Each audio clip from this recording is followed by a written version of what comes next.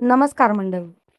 पुणे शहर आणि पिंपरी चिंचवडमध्ये सध्या एक धक्कादायक घटनेने खळबळ उडवली आहे. काही दिवसांपर्यंत सर्व काही सुरळीत सुरू होतं. पण अचानक एकामागून एक मृत्यू होऊ लागले आणि संपूर्ण परिसरात भीतीचं वातावरण निर्माण झालं. सुरुवातीला हे मृत्यू सामान्य वाटत होते. मात्र जसजशी संख्या वाढू लागली तसतसं या प्रकरणामागचं भयानक सत्य समोर येऊ लागलं. फुगेवाडी, दापोडी, हडपसर आणि काळेपडळ या भागामध्ये अचानक अनेक जणांचा मृत्यू झाल्याची माहिती समोर आली. स्थानिकांच्या मते या मृत्यूमागचं कारण एकच होतं, विषारी हातभट्टीची दारू. पोलिसांनी दिलेल्या माहितीनुसार फुगेवाडी, दापोडी परिसरात 8 जणांचा मृत्यू झाला. त्यानंतर हडपसर पोलीस स्टेशनच्या हद्दीत 2 जणांचा मृत्यू झाल्याची माहिती समोर आली. तर काळेवाडी पडळ परिसरात आणखीन 3 जणांचा मृत्यू झाला. अशा प्रकारे अधिकृत आकडा 13 मृत्यूपर्यंत पोहोचला. मात्र या संपूर्ण प्रकारात सर्वात मोठा प्रश्न उपस्थित झाला तो म्हणजे हे मृत्यू एकाच कारणामुळे झाले का? कारण फुगेवाडी आणि हडपसर या दोन्ही भागांमध्ये जवळपास 16 किलोमीटरचे अंतर आहे. 2 वेगवेगळे भाग, वेगवेगळे लोक आणि वेगवेगळी परिस्थिती. पण तरीही मृत्यूची पद्धत जवळपास सारखीच असल्याचं सांगितलं जात आहे. स्थानिक नागरिक आणि मृतांच्या कुटुंबियांकडून आणि माध्यमांसमोर दावा केला की मृत व्यक्तीने हातभट्टीची दारू सेवन केली होती. दारू प्यायल्यानंतर त्याला उलट्या, पोटदुखी आणि अचानक प्रकृती बिघडल्यासारखं लक्षण दिसू लागली.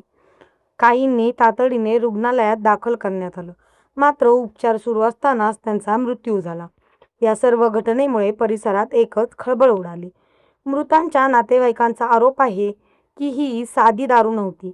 या दारूमध्ये काहीतरी घातक रसायन मिसळण्यात आलं होतं. त्यामुळे इतक्या कमी वेळात अनेक लोकांचा जीव गेला.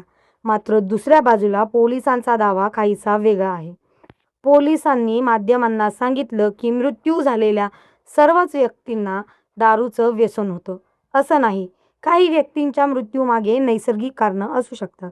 त्यामुळे पोस्टमॉर्टम आणि रसायन तपासणीचा अहवाल येईपर्यंत अंतिम निष्कर्ष काढता येणार नाही. यामुळे या प्रकरणात आणखीन गोंधळ निर्माण झाला आहे.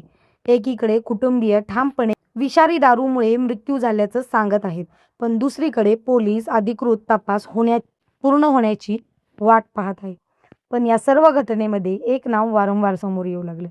ते नाव म्हणजे योगेश वानखेडे.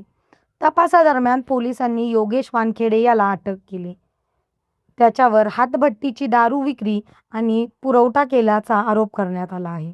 पोलिसांच्या प्राथमिक तपासात असं समोर आलं की फुगेवाडी आणि इतर काही भागांमध्ये पोचलेली संशयित दारू याचं नेटवर्कमधून पुरवली गेली असावी. यानंतर पोलिसांनी आणखीन काही संशयितांना ताब्यात घेतलं. विविध ठिकाणी छापेमारी करण्यात आली. हातभट्टीची दारू तयार करणाऱ्या आणि विकणाऱ्या लोकांचा शोध सुरू करण्यात आला. मात्र या संपूर्ण प्रकरणात स्थानिक नागरिक अनेक गंभीर प्रश्न उपस्थित करत आहेत. जर ही दारू इतक्या मोठ्या प्रमाणावर विकली जात होती तर प्रशासनाला याची माहिती नव्हती का? दारू तयार होत असताना आणि विकली जात असताना संबंधित यंत्रणा काय करत होती? अनेक नागरिकांचा आरोप आहे की हातभट्टीच्या दारूचे अड्डे परिसरात उघडपणे चालत होते. स्थानिक त्यांची माहिती होती, मग प्रशासनापर्यंत ही माहिती का पोचली नाही? या प्रश्नाची उत्तरं अजूनही मिळालेली नाहीत. दरम्यान काही स्थानिक मृतांचा आकडा अधिक असल्याचा दावा देखील केला आहे. अधिकृतरित्या 13 मृत्यूची माहिती समोर आली असली तरी काही नागरिकांच्या मते हा आकडा आणखीन मोठा असू शकतो. मात्र याबाबत अधिकृत पुष्टी झालेली नाही. यामुळे भीती आणि संभ्रम दोन्ही वाढले आहेत. घटनेनंतर अनेक कुटुंबांमध्ये शोककाळ पसरला आहे. काही घरांमध्ये कर्ता पुरुष गमावला गेला आहे. काही कुटुंबियांनी आपल्या जवळच्या व्यक्तींना कायमचं गमावलं आहे.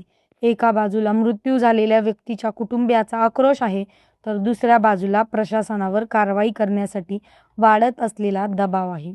या प्रकरणानंतर संपूर्ण पुणे आणि पिंपरी चिंचवड परिसरात हातभट्टीच्या दारू विरोधात मोठी मोहीम राबवण्याची मागणी होत आहे. कारण प्रश्न फक्त 13 मृत्यूचा नाही, प्रश्न आहे अशा बेकायदेशीर व्यवसायाचा जे अनेकदा गरीब आणि सर्वसामान्य लोकांच्या जीवाशी खेळत असतात. काही रुपयांमध्ये मिळणारी स्वस्त दारू अनेकदा जीवघेणी ठरते. त्यामध्ये मेथनॉलसारखी घातक रसायनं मिसळली गेल्यास काही तासातच व्यक्तीचा मृत्यू होऊ शकतो.